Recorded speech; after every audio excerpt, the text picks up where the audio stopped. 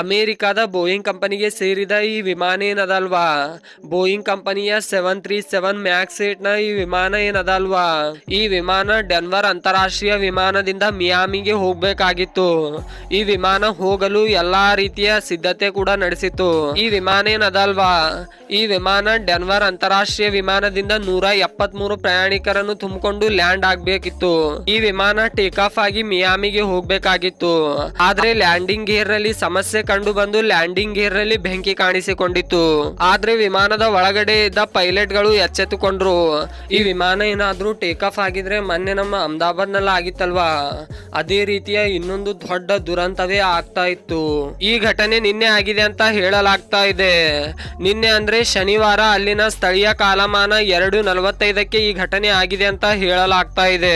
ಹಾಗೆ ವಿಮಾನದಲ್ಲಿದ್ದ 173ಕ್ಕೂ ಅಧಿಕ ಪ್ರಯಾಣಿಕರನ್ನು ವಿಮಾನದಿಂದ ಕೆಳಗಡೆ ಇಳಿಸಲಾಗಿದೆ ಅಂತ ಹೇಳಲಾಗ್ತಾ ಇದೆ.